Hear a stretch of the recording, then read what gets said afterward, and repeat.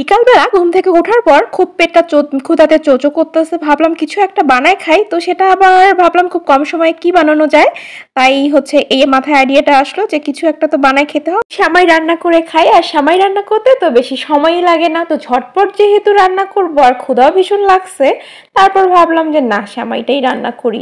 আর রান্না করার সময় আমার মনে হলো, ও মা, আমি তো দুপুরে খাইনি, যার কারণে আমার এত বেশি ক্ষুধা লাগছে।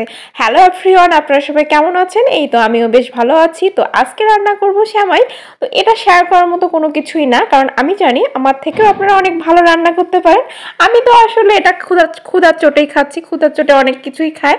তো এরকম খুব কম পরিমাণে এত কম কম জিনিস দিয়ে কেউ মনে হয় না যে খান। তো আমি আর কি খাচ্ছি, দুইটা দেখেন সামান্য এলাচ দিছি, একটু সয়াবিন তেল দিছি, ঘি তো ছিল না রে ভাই, ঘি গরিব মানুষ, বললাম না আজকে রান্নাটা হবে গরিবের সেমাই, ঠিক আছে? তো আমি তেল দিয়ে এই লম্বা লম্বা সেমাইটা কিন্তু আমার পছন্দ, আমার না শুধু আমার ছেলেরও অনেক পছন্দ।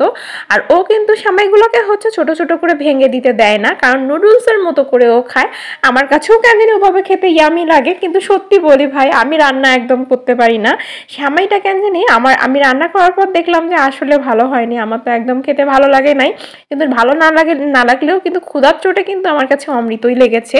অন্য কেউ হয়তো বা আপনারা খেলে বলবেন যে না দিদি, এরকমটা কি রান্না করেছেন, ঠিক আছে? তারপর একটু সেমাইটা ভাজাভাজি করে আমি দিয়ে দিলাম পরিমাণ মতো দুধ।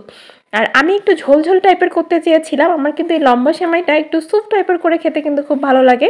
তো এর কারণে আমি একটু পরিমাণ মতো দুধটা দিলাম। দুধটা আবার আগে জাল করে নেইনি, কারণ আমার এই জাল করার সময়টুকু ছিল না। বললাম না, ওই যে ক্ষুধা লেগেছে।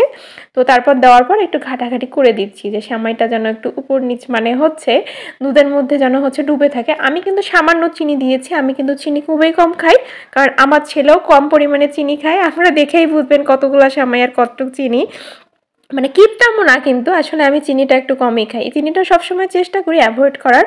আমার ছেলে তো মিষ্টি জিনিস মুখেই নেয় না, কি বলবো। আর ওকে যদি সেমাই দুধ মানে দুধ দিয়েই শুধু রান্না করে দেই, চিনি যদি নাও দেই, তবুও গপ গপ করে খেতে পারে।